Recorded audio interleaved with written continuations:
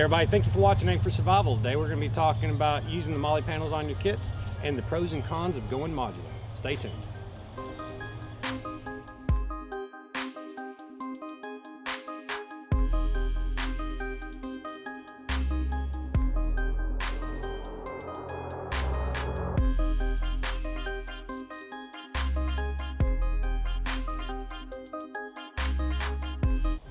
Okay, so here we are. We have a modern day pack. This is a 40-liter assault style pack. It is great for day hiking. It is great for 3 days, overnight camping trips. It's great for bug out bags and get home bags, okay?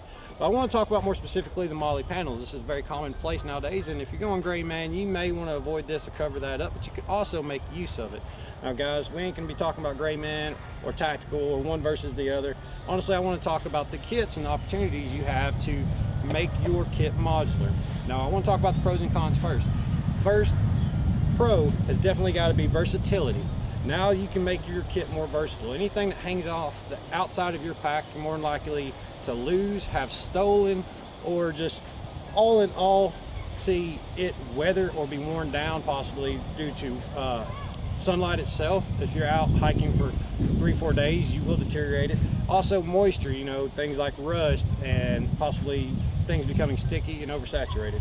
Now I want to talk about some of the options you can use on your packs and also on other things. Anything that's Molle attachable can fit on your belts, your vests, on your pack straps. They go anywhere. You can put them on different parts of your vehicles, possibly on equipment like say four-wheelers, ATVs. But more into your options, guys, I want to talk about first aid first. I have here a couple new products. These are the Condor Emt pouches. You have your standard EMT pouch and your EMT LITE. Both of these will rip away, but we're going to get to that in a moment. You have these smaller pocket style pouches. Both of these are about the same size and again allow you to attach to the outside of your pack. And the first pro is definitely going to be the fact that it forces you to organize. Moving on down, you have my bottle carrier kit. We've done a video on that in the past. Check it out, see what is in this small scout kit, but it could save your life again. And you also have things more specific. This here is a civilian built duty belt.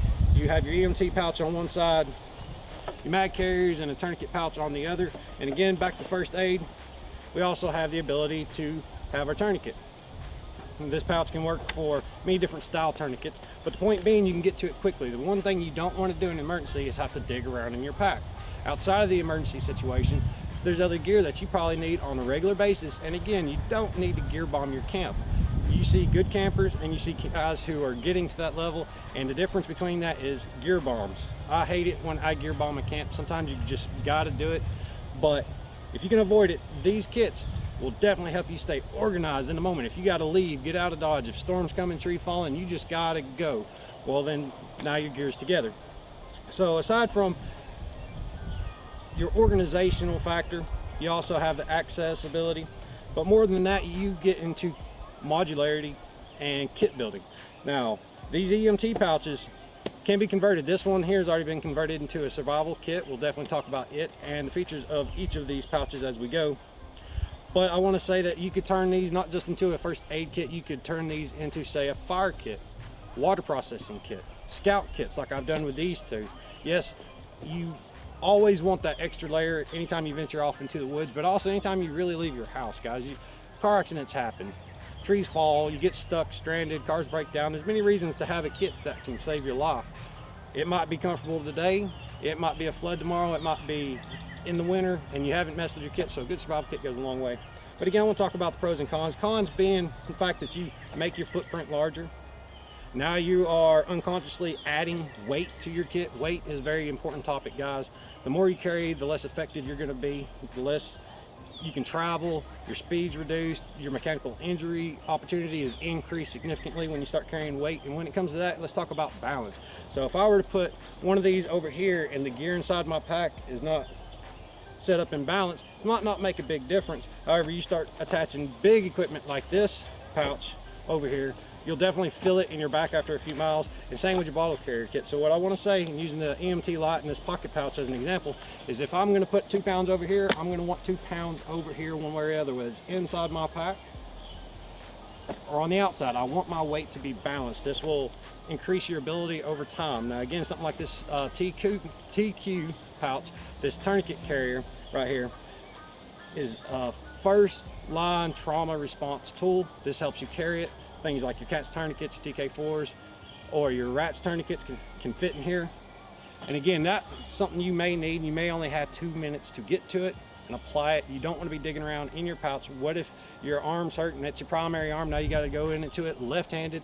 Again, in an emergency situation, I will go ahead and say, without claiming to be a professional by any means, you want to apply pressure. You really want to apply pressure to any wound to give yourself more time. But 2 minutes and you're probably going to black out before that. So time is life in that situation. Having this on the outside of your pack is wonderful. Something also I want to talk about this tourniquet. If you know it's your job to respond, if you're a first responder, or if just in general you want to be prepared, you can carry this TQ pouch, and we will talk more about its specifications. But you can carry it on your belt, and you can carry it upright, or you can carry it horizontal, so vertical, horizontal dressings on here. And it also holds shears, so not only can you get through the clothing, you can apply the tourniquet and possibly save your life or someone you love. And again, more importantly, they're versatile, very versatile. You can make a whole survival kit out of some. You can make a day kit, boo-boo bag. You can make yourself fire kit, water processing, and scout kits. So I definitely want to experiment with going modular as I venture into less and less pack weight. Again, don't overestimate your ability. Do not underestimate just how useful the equipment is in your pack. Make sure you use your weight and space responsibly. But again, prioritize yourself and make sure you have quick access to your regular tools and your emergency tools, because those are things that's going to prevent you from gear bombing your camp.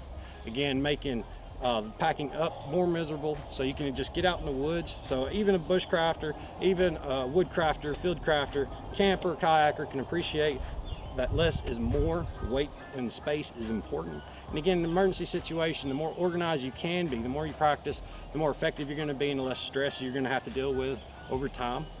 So I appreciate you watching this real quick talk about going modular. You'll see more on the channel. We'll do reviews on a lot of these products. Let us know what you like. Look in the descriptions to find them if you already like the appeal of these items, and we'll be getting back with you soon. I appreciate all you've done for the channel. If you haven't already, smash that like button, subscribe, and as always, when you watch Aim for Survival, don't miss.